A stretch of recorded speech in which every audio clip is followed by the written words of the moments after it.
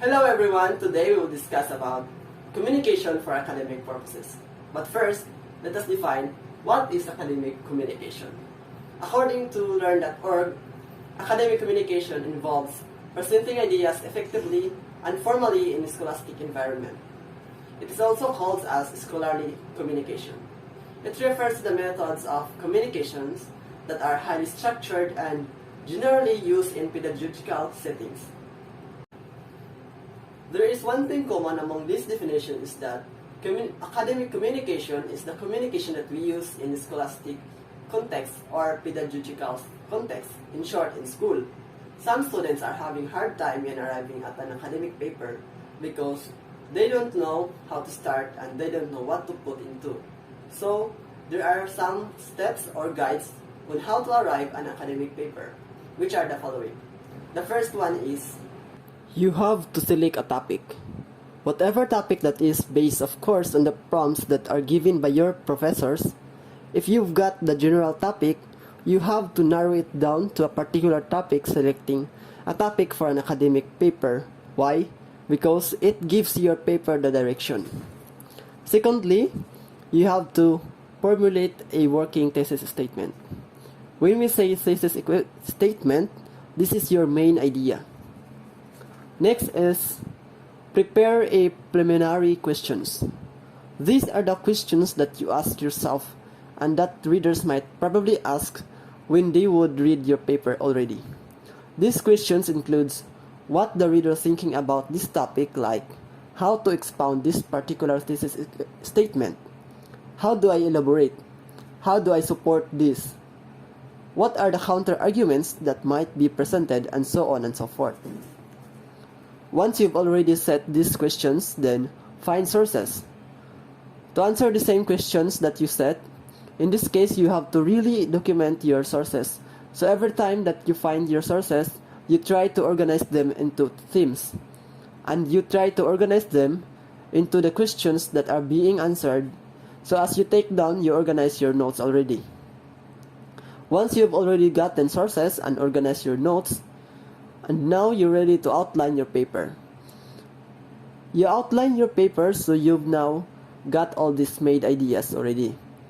So you don't need to put them all together in your paper. That's what the outline is for. You've got to just choose which one works for your paper. After you outline, you draft your paper because you already have something to follow. Then revise and edit. After revise and edit, then you have to check for documentation. Referencing is important, and text citation and references page would be very important in any academic paper. One specific type of an academic paper is a research paper, and we all know that it can be a quantitative or a qualitative, and it consists of the following parts. First is the literature review. It requires a lot of citation and referencing. Next is the methodology, where you get to discuss your methods, of course, like how you're going to be arriving at an answers and how you are going to be gathering data for it. Then findings, analysis, and recommendations.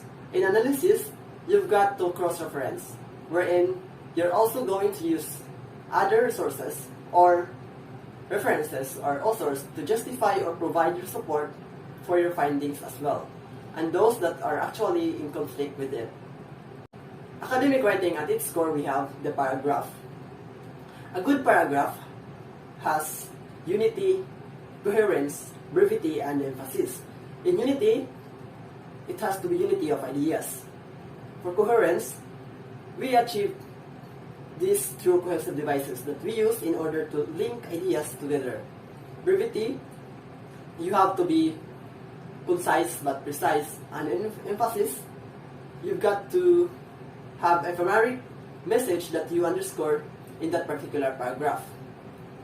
Let us now discuss about an academic writing style, since we're talking academic communication. For you to easily remember the academic writing style, just remember the word FISH.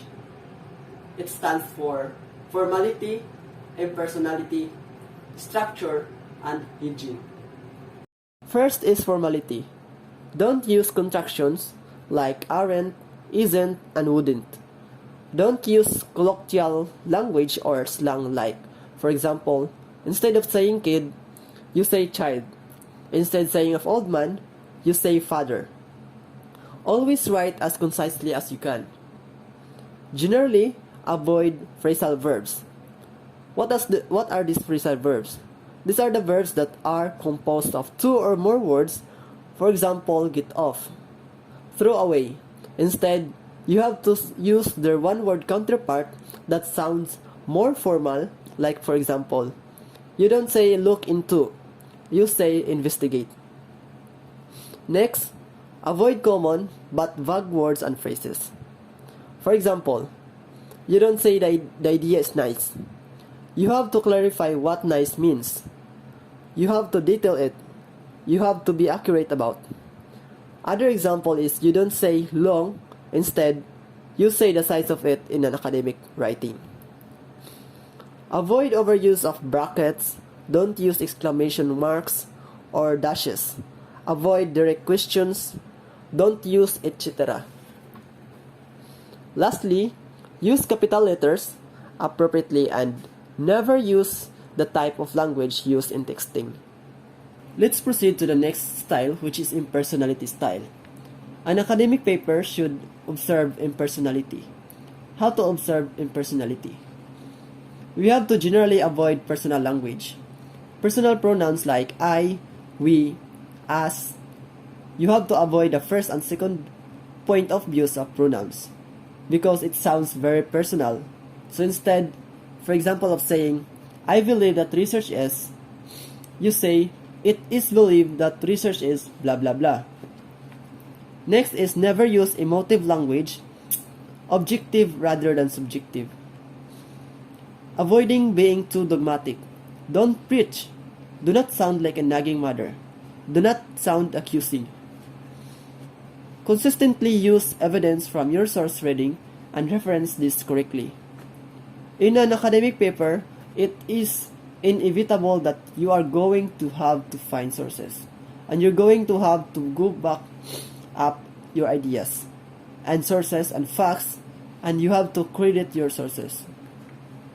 Lastly, avoid sexist language. For example, don't say chairman, instead a chairperson. Other example is a doctor as he or she. Now you can have they as a singular references. So in the 7th edition of APA, surprisingly, you can use they or them as singular. So for example, you can say, when a doctor prescribes a medicine, they can inform the patient about it. So instead of saying he or she or he alone, you can say they referring to a doctor or to any doctor. So they is used as a singular already. So we're done with if and I. Now we're going to have S or structure. So make sure you write in complete sentences. Divide your writing up into paragraphs, using connecting words or phrases to make your writing explicit and easy to follow. Next, check your grammar and spelling carefully. Of course, please practice proofreading every time you are about to submit a paper, and that is very important. And then, use nominalizations and passives. So what are nominalizations? The nominalizations are noun-based forms of words. And then passives, we don't focus on the doer, instead, we focus on the receiver of the action. Lastly would be hedging. Hedging is the use of cautious language. Use impersonal subjects. Avoid using first and second point of views. Next, use passive verbs. Then, use verbs such as imagine, suggest, claim, suppose, especially if you're not really sure about it or it's not an established fact.